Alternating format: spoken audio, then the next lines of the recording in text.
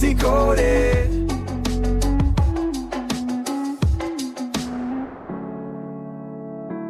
All right, everybody, welcome back to Book Decoded, where we crack open some fascinating reads and try to pull out some of those big, insightful ideas for you guys. Today we're tackling a book with a really intriguing title, Curse of the High IQ by Aaron Clarey. Curse of the High IQ. Yeah, just the title itself I think is going to turn some heads. Definitely a head turner. You know, a curse associated with intelligence? How could that be? Right. Is this like some kind of reverse psychology thing going on? Exactly. So this book dives into a perspective that suggests individuals with high IQs actually might face unique challenges in a world that's really designed for the average person.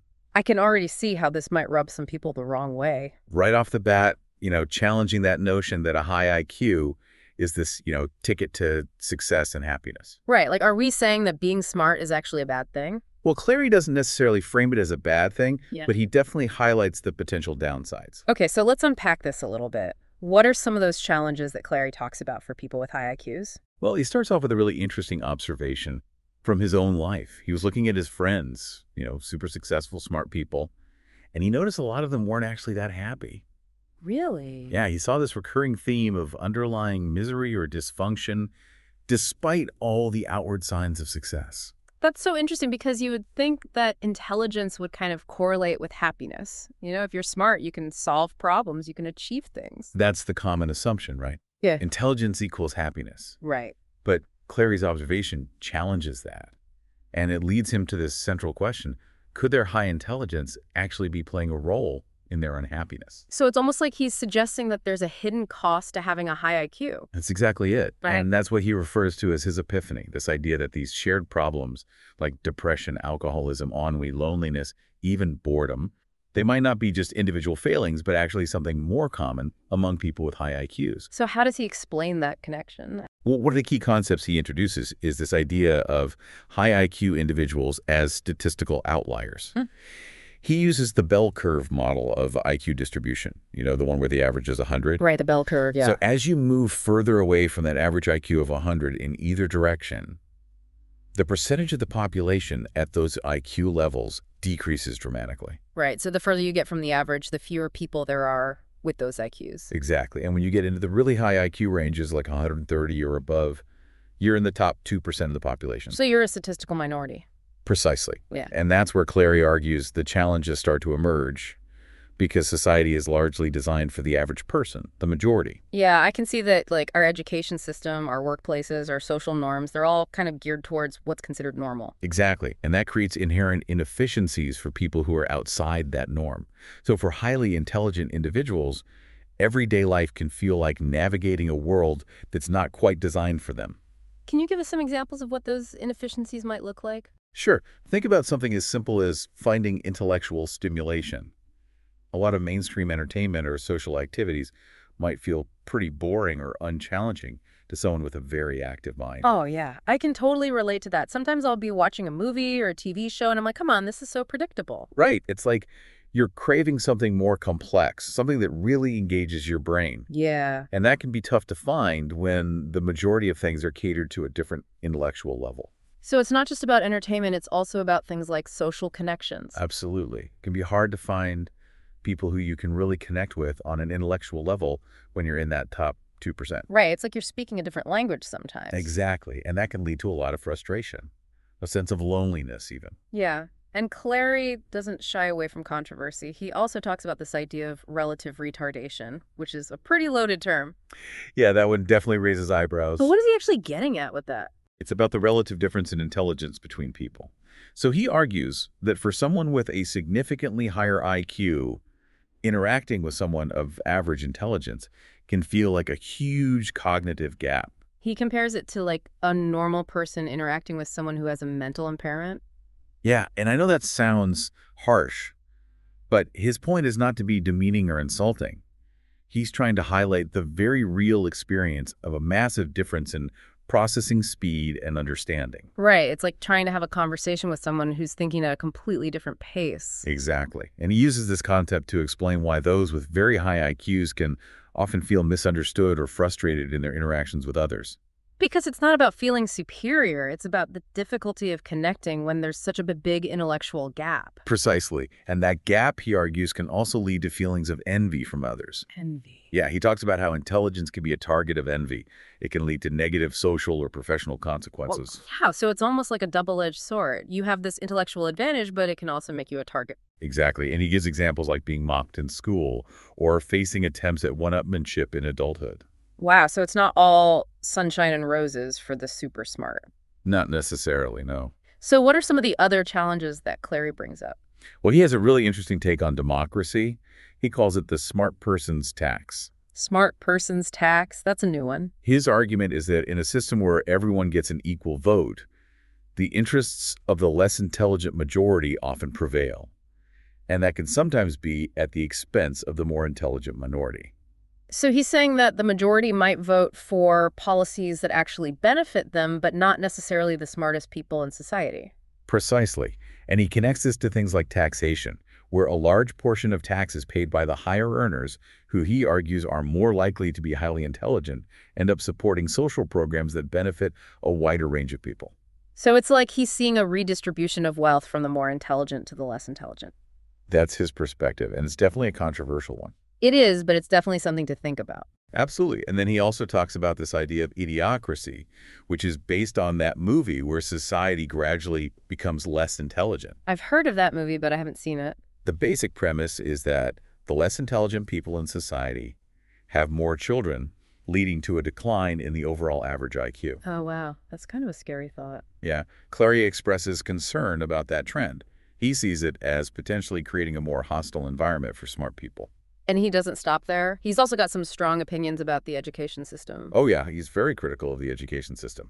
He argues that it's primarily designed to benefit the teachers, the administrators, the unions, not necessarily the students, especially not the really bright ones. So he's saying it's more about the system itself than about actual learning. That's his argument. And he points to the Prussian model of education as the root of the problem. The Prussian model, what's that? It's this historical model of education that emphasizes conformity and obedience over individual creativity and critical thinking. Oh, wow. So he's saying that our education system is still kind of stuck in that old model. In many ways, he believes so. And how does that hurt the smart kids? Well, he argues that they often end up bored and unchallenged in a system that's not designed for their pace of learning. Right, because they're already ahead of the curve. Exactly. And he says that can lead them to check out and miss out on valuable learning opportunities, or even worse, to misinterpret their boredom as a sign of stupidity. That's so sad because they might start to doubt their own intelligence just because the system isn't meeting their needs. Precisely. And he extends this critique to college as well.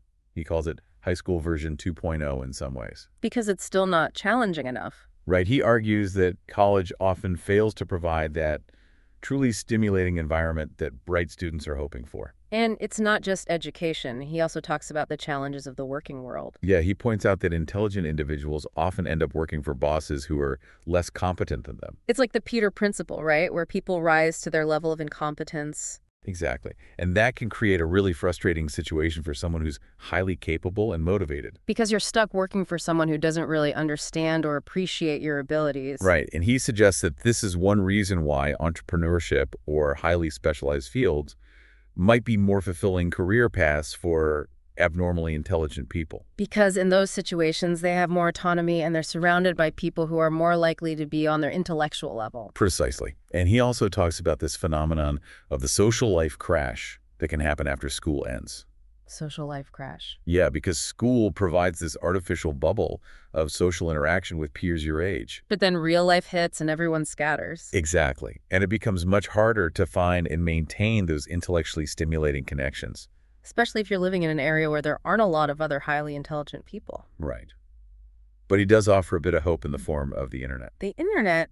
How so? He sees the internet as a way for abnormally intelligent people to connect with like-minded individuals all over the world. So it's like this virtual community where you can find people who get you. Exactly. And he also talks about the unique challenges of dating for highly intelligent people. Because finding someone who you connect with on an intellectual level is hard enough as it is. Right. And then you add in all the complexities of attraction and romance, Yeah. and it could become even more challenging. So what does he say about that? Well, he touches on different issues for men and women. For highly intelligent men, He suggests that there can be a pressure to downplay their intelligence in order to be seen as more attractive. Oh, wow. So it's like they have to hide their smarts. In some cases, he suggests that might be the case. And for highly intelligent women, he says they often face a different set of challenges, like dealing with partners who feel intimidated by their intelligence or attracting unwanted attention from people who are only interested in their looks. So dating can be a minefield for the abnormally intelligent. It can be. And he also talks about how the pursuit of higher education and careers can delay things like marriage and starting a family for these individuals. Which can add another layer of complexity to their lives. Definitely. And then finally, he addresses the topic of mental illness and high IQ, which is something that a lot of people associate with each other. Yeah, there's that stereotype of the tortured genius. Exactly. But Clarey actually challenges that assumption. He points out that the research on the link between high IQ and mental illness is not as conclusive as people might think. Really? Yeah, he suggests that some of the so-called mental illness in highly intelligent people might actually be a result of their basic needs being met, but their intellectual needs being neglected. So it's like they're bored and unfulfilled. Exactly, and that can lead to things like depression or substance abuse. So it's not necessarily about being predisposed to mental illness. It's about the environment not meeting your needs. That's his argument.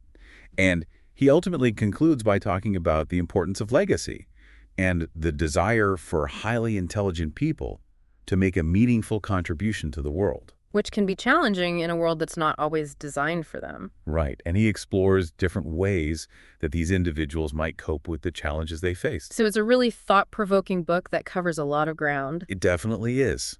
And whether you agree with all of his conclusions or not, it definitely forces you to think about intelligence in a new way. And to consider the unique challenges that come with being different. Absolutely. Well, this has been a fascinating deep dive into Curse of the High IQ. It has. What are some key takeaways for our listeners? I think the biggest takeaway is that intelligence is not always a straightforward blessing. It can come with its own set of challenges, and it's important to acknowledge those challenges and find ways to navigate them. Absolutely. And I think it's also a reminder to be mindful of the diversity of human intelligence and to appreciate the unique contributions that everyone can make. Thanks so much for joining us for this episode of Book Decoded. We hope you found it insightful.